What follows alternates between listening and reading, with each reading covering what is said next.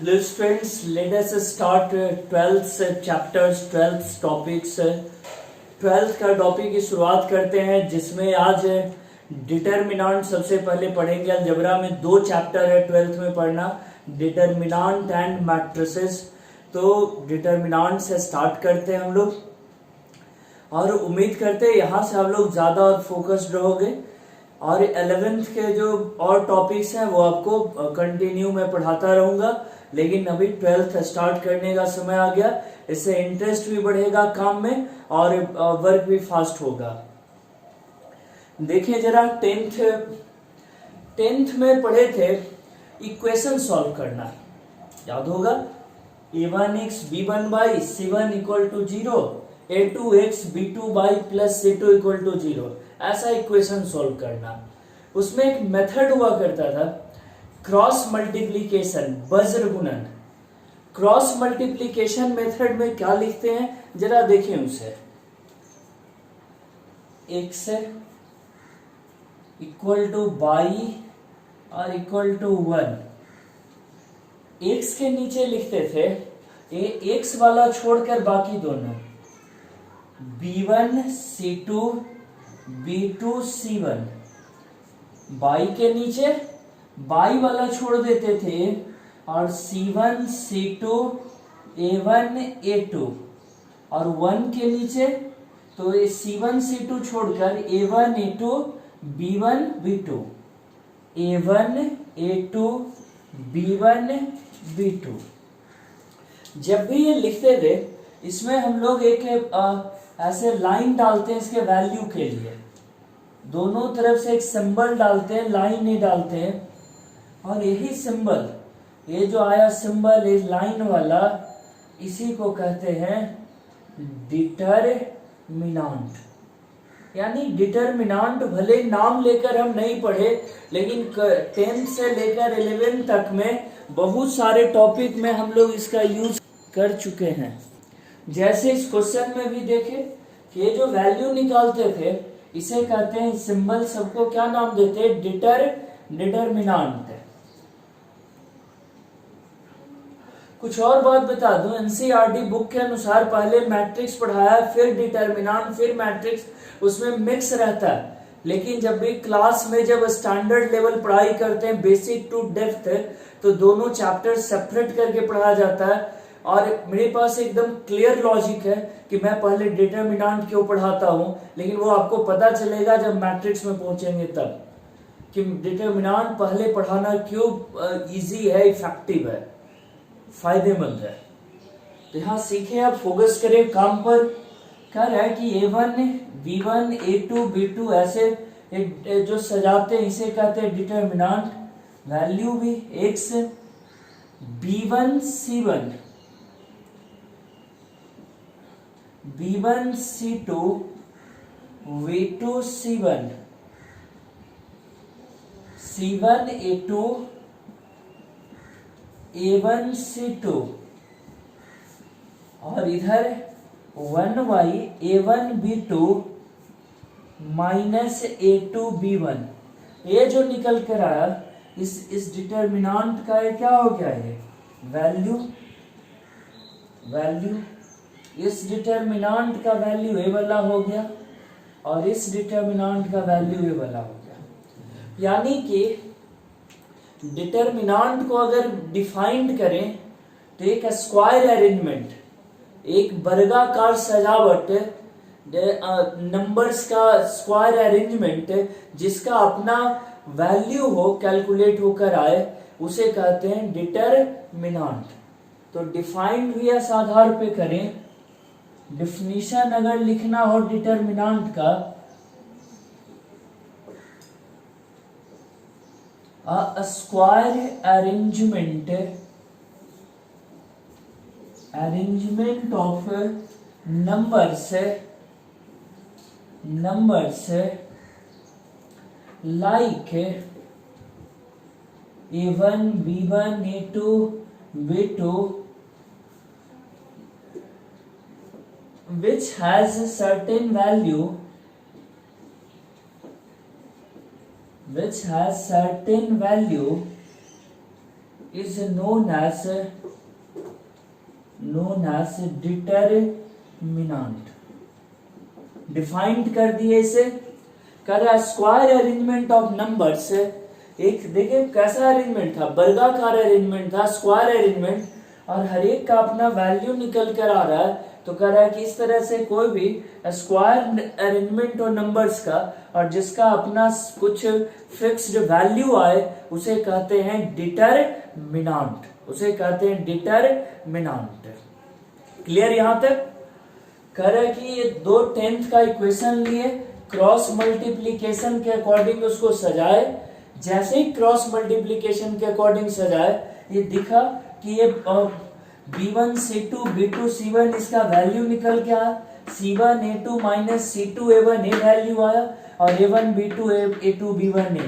कह रहा है कि ऐसे सजावट मैथमेटिक्स में बहुत यूज होते हैं, और इसीलिए 10th से लेके 11th में ही यूज कर चुके, तब जाके 12th में ऐसे चीजों को एक नाम दे दिया गया कि इस तरह का जो भी डिस्कशन है उसे एक टॉपिक के तौर पे उसे एनालाइज करें, और वही टॉपिक नाम पड़ा डिटरमिनेंट। डिफिनीशन खुद से बनाए, अपना जो समझे उसे डिफिनीशन में कन्वर्ट कर दिए कि square arrangement of numbers like a1 b1 a2 b2 जिस तरह लिखे, which has certain value is known as determinant। सीखे यहां तक है।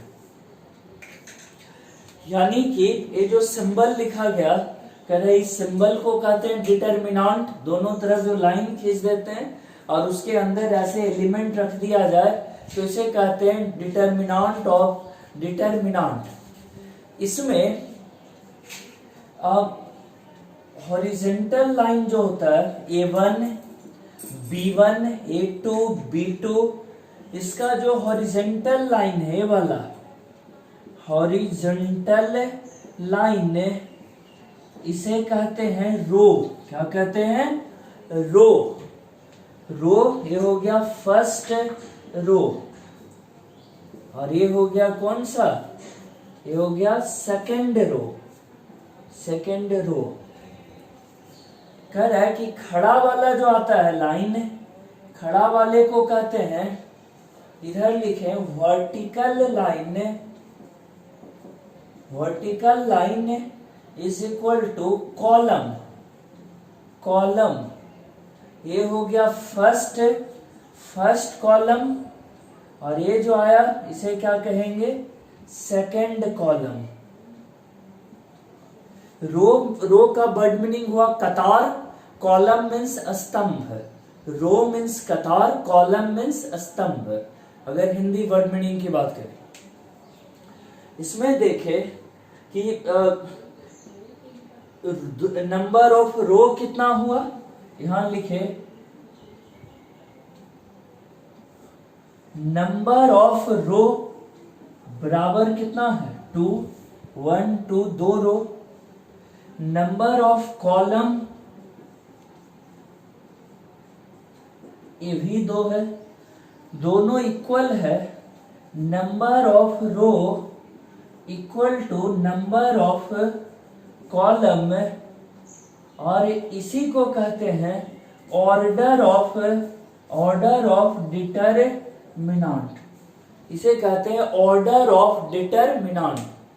कह रहा है कि हर एक डिटरमिनेंट में रो और कॉलम की संख्या हमेशा समान होगा, और ये जो रो और कॉलम का संख्या जो समान होता है इसी को कहते हैं ऑर्डर ऑफ डिटरमिनेंट।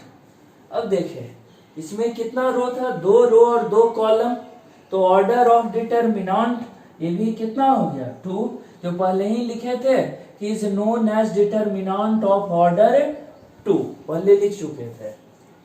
कह रहा है कि इस तरह से हर एक डिटरमिनेंट में इतना चीज हमें डिस्कस करना है, सीखना है पहले। कह रहा है कि इसका वैल्यू की बात करें कितना हो गया? a1 b2 और minus a2 b1, a1 b2 minus a2 b1 ऐसे लिखे, और ये आया वैल्यू निकल करके। तो ये डिटरमिनेंट का फर्स्ट। अब कह रहा है कि द सिंबल,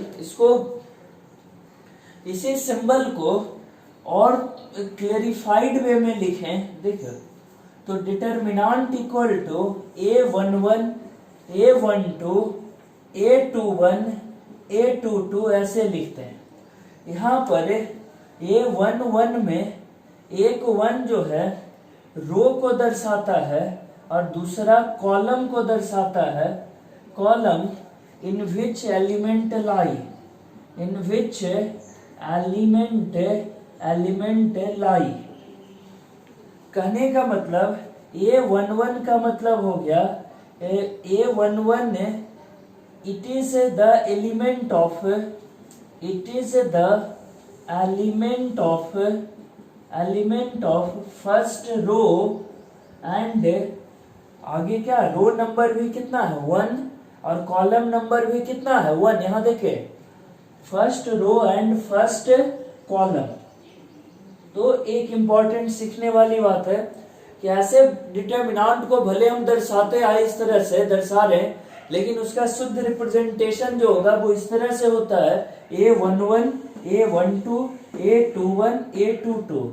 A11 कहने का मतलब हुआ कि पहला जो इंडिकेशन है रो का संख्या दर्शाता है और ये दूसरा वाला है जो कॉलम की संख्या को दर्शाता है। यानी A11 मतलब हुआ it is the element of first row and first column, first row and first column है। तो ये यहाँ पर सीखना जरूरी है। अगर यहीं पे कोई क्या देगी सर कोई और लिख के बताते, कह रहा यहाँ लिख देते 2 1 तो हो जाता ए रो 2 और एक column. A21 it is the element of second row and first column, second row and first column.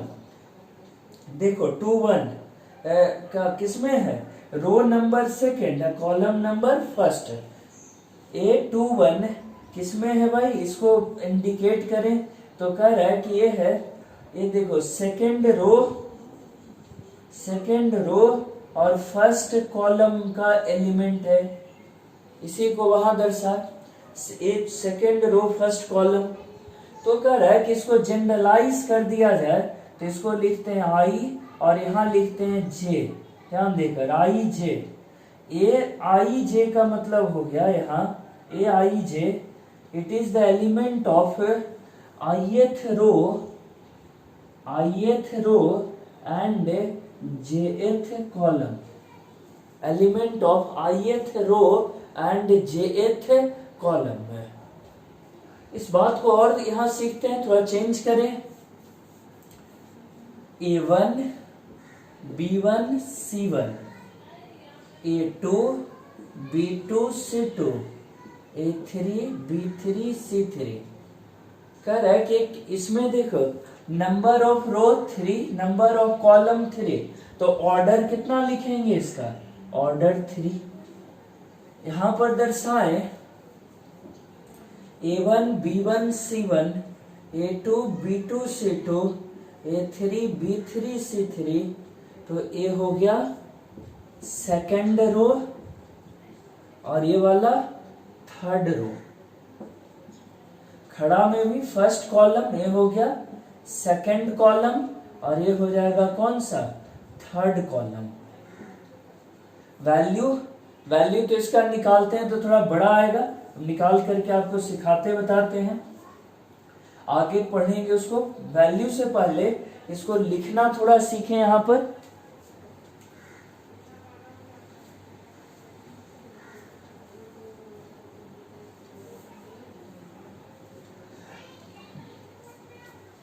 Number of रो इसमें कितना हो गया 3, नंबर ऑफ कॉलम कितना 3, number of row equal to number of column, यानी ऑर्डर कितना हो गया इसका 3। और अब कह रहा है कि स्टैंडर्ड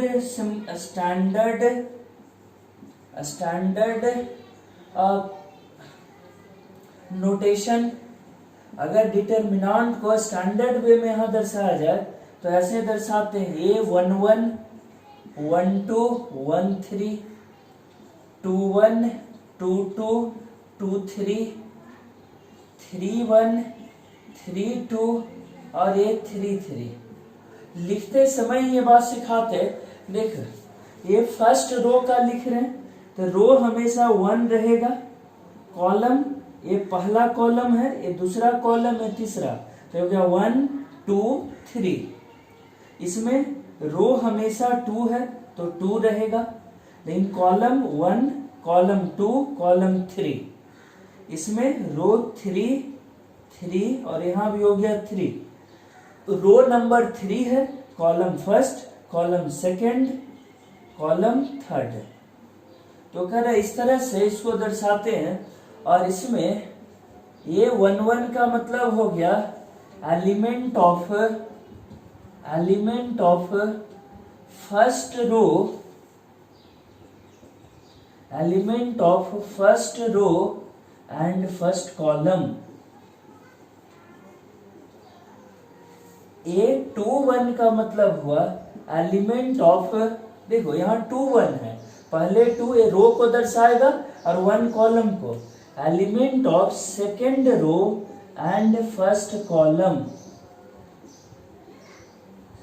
ए 3 2, इस बार आप बताओ, आप देखो और सीख के बताओ आगे कितना है यहाँ 3, रो को कितना दर्शा रहा है 3, कॉलम को कौन दर्शा रहा है 2, ये हो गया एलिमेंट ऑफ थर्ड रो, रो कितना है 3, थर्ड रो एंड कॉलम कितना है 2, सेकेंड कॉलम।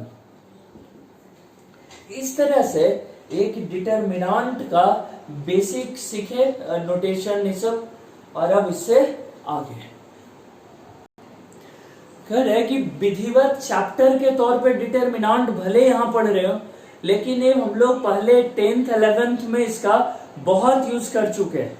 तो कह रहा है कि उन यूज से कुछ एग्जाम्पल्स है जो लाते हैं कि डिटरमिनेंट हम लोग डिफरेंट रूप में और कहाँ यूज कर चुके, और वो यहाँ डिटरमिनेंट का एग्जाम्पल भी बन जाएगा। तो अलजेब्रा के डिटरमिनेंट पढ़ने से पहले मैथ्स के अलग अलग फील्ड से कुछ एग्जाम्पल्स सुनकर लाते हैं।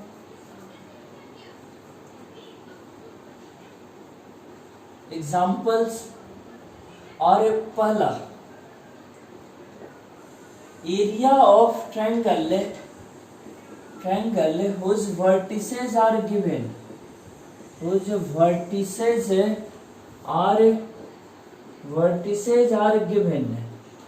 Area of triangle whose vertices are given। देखिए जरा, ऐसा ट्रायंगल जिसका एरिया लिखना, देखो ये ट्रायंगल लिए x1/1 और C कितना हो गया x3/3। कह रहा है कि ऐसे एग्जाम इसका एरिया पढ़ाया गया था हाफ x1, इस तरह से लिखते हैं। अब 1 2 3 का कॉन्सेप्ट, x1 तो by2 minus by3, 1 2 3, x2 तो 2 के बाद कौन सा है 3 और 1, by3 minus by1, और x3 3 के बाद है 1 और 2, by1 minus by2। ये आया एरिया ऑफ ट्रायंगल। तो ये भी डिटरमिनेंट हम लोग पढ़े हुए हैं पहले से। तो कह रहे एक एग्जाम्पल हुआ डिटरमिनेंट का, इसी में पढ़े थे second, condition for collinearity of 3 point.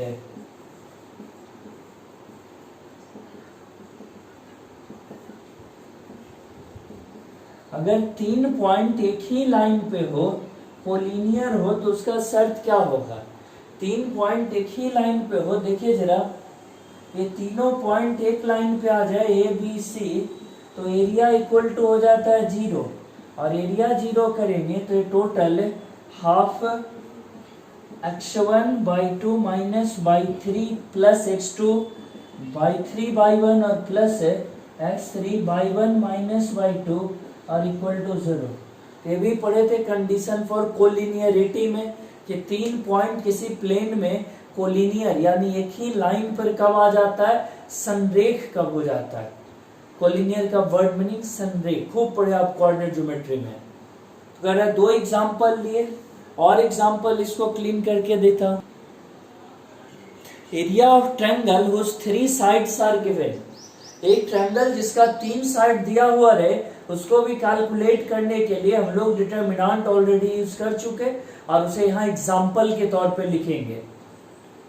इसमें सबसे पहले क्या निकाल लेते हैं, D1 पहला छोड़ करके बाकी दोनों में x और y का coefficient A2 B2 A3 B3 A2 B2 A3 B3। Then D2 निकाले, D2 इक्वल टू इस सेकेंड छोड़ देंगे, बचा A3 B3 A1 B1 A3 B3 A1 B1 और D3 लिखेंगे तो थर्ड छोड़ देंगे इसको, बचा A1 B1 A2 B2 A1 B1 A2 B2 लिखे ऐसे। D1 D2 D3 लिख दिए, सब डिटरमिनेंट के फॉर्म में है तो एरिया का फॉर्मूला यूज करिए, half D1 D2 D3 determinant A1 B1 C1 A2 B2 C2 A3 B3 C3 का होल स्क्वायर। तो ये डिटरमिनेंट है, ये होता है एरिया ऑफ ट्रायंगल। जब उस ट्रायंगल का एरिया निकालें जिसका तीनों साइड दिया हुआ है, तो ये भी एक एग्जांपल हुआ जो हमको पहले से ही आता है, जबकि है डिटरमिनेंट चैप्टर आज हम पढ़ना शुरू किए हैं लेकिन ये पहले यूज कर चुके हैं। और इसलिए मैं अक्सर कहता था कि इसको डिटरमिनेंट को 11th में क्यों नहीं रखा गया, 12th में क्यों रखा है, क्योंकि इसका बहुत सारा यूज 11th में हम लोग किए हैं। तो चलिए उससे अभी यहाँ हेल्प ही होगा और एग्जाम्पल चेंज करते हैं, देखते हैं next example. Condition for a general equation of 2 degree in 2 variable to represent pair of a straight line. कह रहा है कि ये भी जो है एक डिटरमिनेंट का एग्जाम्पल है। देखिए जरा, ये x square plus 2hxy by square 2gx 2fy plus c equal to 0। ये general equation of 2 degree in 2 variable है। कह रहा है कि represent pair of a straight line है, pair of a straight lines if a b c plus 2fgh minus f square b g square c h square equal to 0। इसको determinant के form में लिखें तो आता है ए बी सी लिख दिए, उसके बाद एच जी और एफ बचा, एच जी एफ। तो ये डिटरमिनेंट भी अगर तोड़ दें तो यही वाला आ जाए। तो इसमें एक ट्रिक है, देखिए ए बी सी को डायगोनल के लॉन्ग लिख दिए तिरछा, अब उसके बाद बचा ए बी सी लिखने के बाद एच जी एफ। तो मान लो अगर ये भूल गया तो ये डिटरमिनेंट वाला मेथड से इजीली याद रहता है।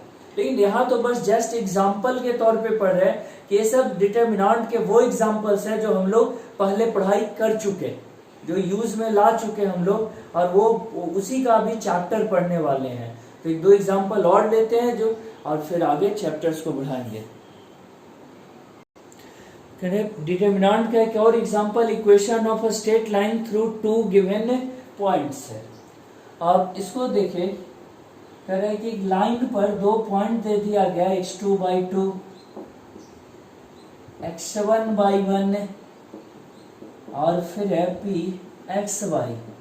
तो इक्वेशन कैसे लिखेंगे इसका, तो कह रहे हैं इक्वेशन लिखने के लिए डिटरमिनेंट का यूज करें, x/1 x1/1 1 और x2/2 1 इक्वल टू 0 कर दें तो भी आ गया equation of a straight line through this 2 given points x1/1 and x2/2। तो ये भी एक एग्जांपल हुआ डिटरमिनेंट का। कि डिटरमिनेंट हम लोग इस तरह से 11th में बहुत ज्यादा यूज कर चुके थे डिफरेंट तरीके से। इसी में एक आता है क्या, equation of a straight line के बाद इसमें रहे condition for collinearity, condition for collinearity. तो जो अभी लिखे थे कि 3 पॉइंट हो, अगर तीसरा पॉइंट है तीसरा पॉइंट है x3/3, तो इसमें रख दें x3/3, तो कंडीशन आ जाएगा कितना, x1/1 1, x2/2 1, x3/3 1, और ये डिटरमिनेंट पकड़कर 0 कर दें तो हो जाएगा कोलिनियर तीनों पॉइंट x1/1, x2/2 और x3/3। ठीक है, देखते हैं और एग्जांपल्स थोड़ा। Condition for 3 points position vectors, यानी पॉइंट पोजीशन वेक्टर के रूप में दिया हुआ है, पॉइंट वेक्टर के फॉर्म में गिवन है, और तब तीनों पॉइंट का कोलिनियर होने का क्या कंडीशन होगा। तो कह रहा है ऐसे में कोलिनियर होने के लिए एरिया इसका determinant a1 b1 c1, a2 b2 c2, a3 b3 c3 और ये इक्वल टू 0 कर दिया। ये आ गया। कह रहा इस बहाने में एक छोटा सा एक गुलदस्ता बना दे रहा हूं कि पूरे मैथ्स में डिटरमिनेंट कहाँ कहाँ यूज हुआ। जैसे कोऑर्डिनेट के कई चैप्टर में हुआ, डिटरमिनेंट में होता है, 3D फैक्टर में यूज होता है। तो वो एक मिनी कलेक्शन जैसा यहाँ बता रहा कि रिवीजन भी हो गया, एग्जाम्पल भी हो गया दोनों। कंडीशन फॉर, अब इसी में देखो ये पोजीशन वेक्टर था तो कोलिनियर हुआ। Condition for 3 vectors to be coplanar होना हो तीनों वेक्टर को, फिर से शर्त वही रह जाएगा। पॉइंट था, पोजीशन वेक्टर मतलब पॉइंट, अब पॉइंट के लिए कोलिनियर, और अगर पूरा लाइन दे दे तो उसके लिए वही कोप्लेनर डिस्कस करते हैं। तो ये वेक्टर तो अभी आपने पढ़ाई की नहीं है जो मैथ्स में पढ़ते हैं। तो चलिए इतना एग्जाम्पल इसमें काफी हुआ। अब आगे बढ़ाते हैं डिटरमिनेंट मैट्रिसेस को, और इसमें पढ़ेंगे अब माइनर्स एंड कोफैक्टर्स है। तो नेक्स्ट लिखता हूं, सिर्फ माइनर सीखते हैं। माइनर सीखने के लिए एक एग्जांपल लिए, a इक्वल टू डिटरमिनेंट है a1 b1 a2 b2। अब इसमें माइनर ऑफ a, तो a1 बराबर a1 का माइनर निकालना है तो एक बार में सीखेगा। a1 का रो छोड़ दिए मन ही मन, यानी ये दोनों, a1 का कॉलम छोड़ दिए ये दोनों, बचा बेचारा b2, तो माइनर ऑफ a1 हो गया b2। आगे देखिए फिर से, माइनर ऑफ a2, यहाँ a2 का रो छोड़ दीजिए और a2 वाला कॉलम छोड़ दीजिए। a2 का रो छोड़ दें और a2 वाला कॉलम मन ही मन, बचा कौन सा b1, यहाँ आ गया b1। फिर माइनर ऑफ b1, तब कितना होगा।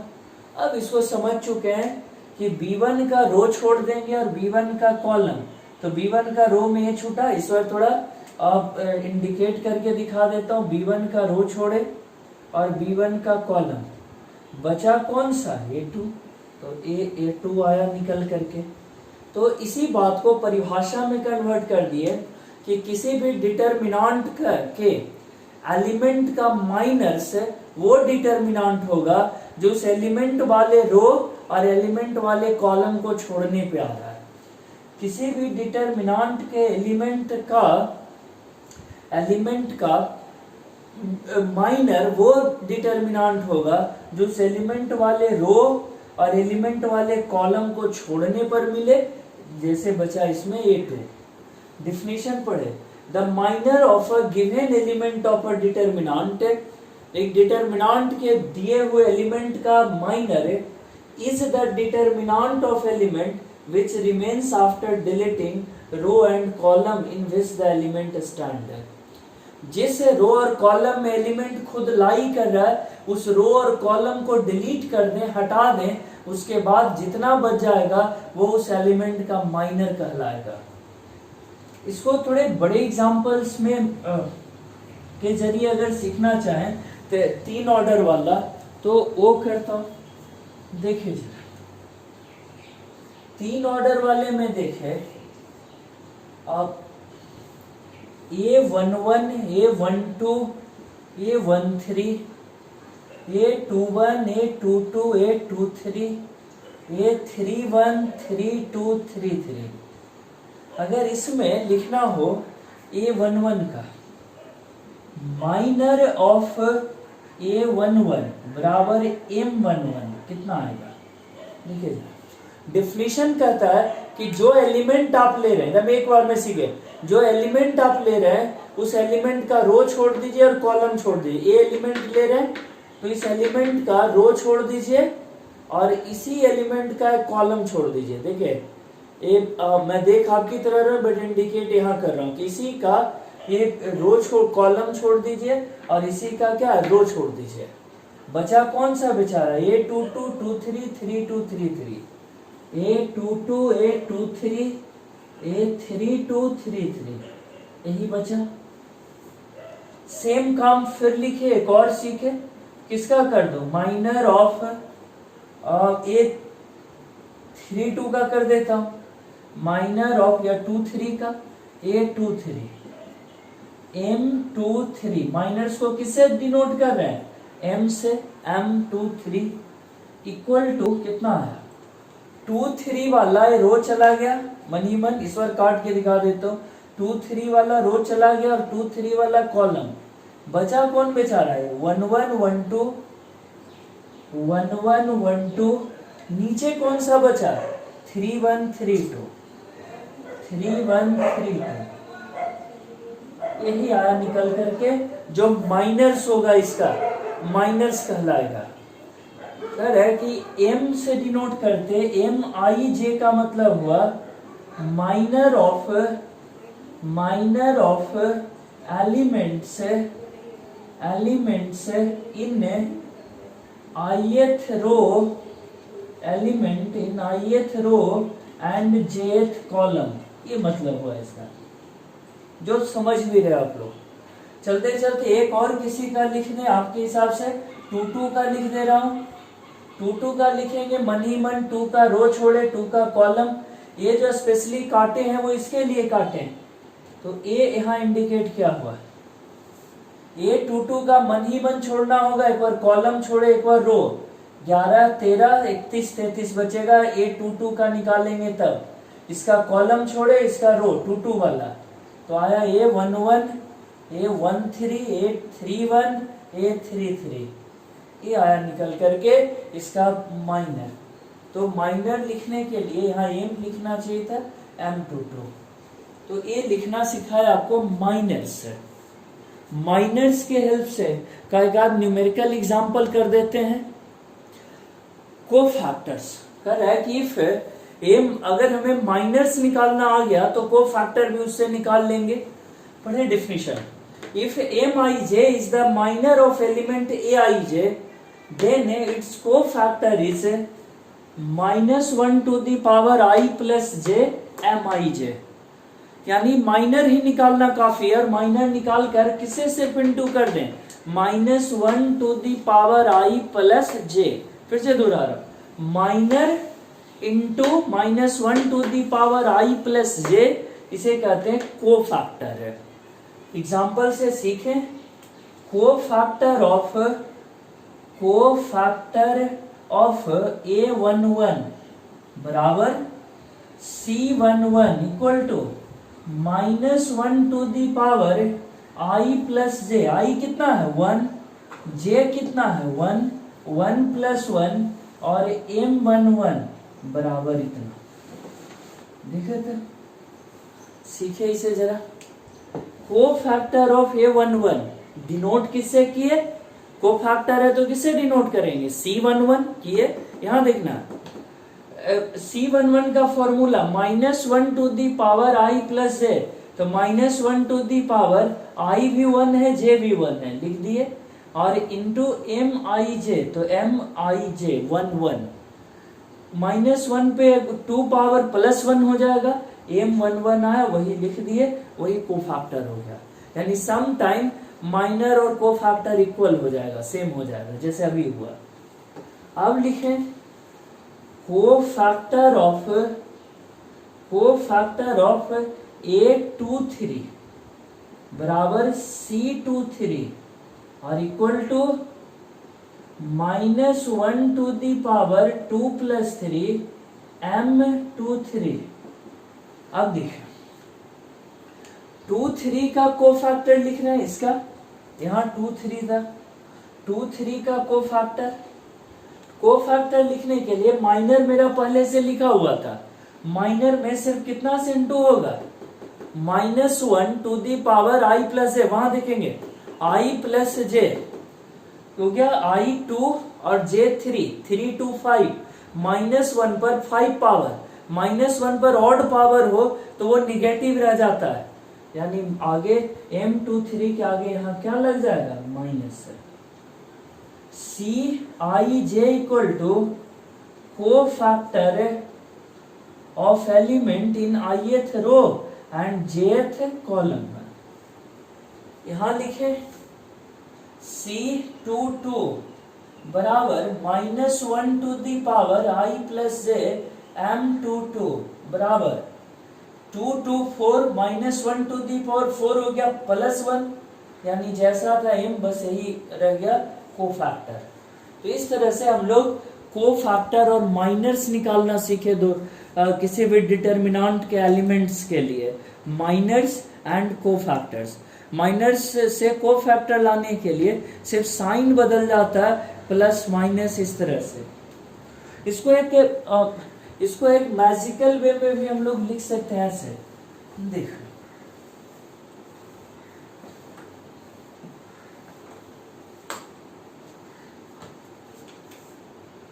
m = अगर माइनस से बनने वाला डिटरमिनेंट इस तरह से बना दिया जाए, m1213 m21 m23 m और फिर m31 32 और 33, तो कोफैक्टर से बनने वाला कितना होगा, कोफैक्टर के लिए सिर्फ -1 टू दी पावर कितना 1 + 1 into m11, -1 to the power 1 + 2 m12, -1 to the power 1 + 3 m13। एक गौर से देखें तो प्लस है माइनस है प्लस, तो ऐसे ही अगला हो जाएगा -1 2 + 1 m21 2 + 2 m22 -1 2 + 3 m23। और सबको लिख दें जरा, 3 + 1 m31 3 + 2 और 3 + 3 m33।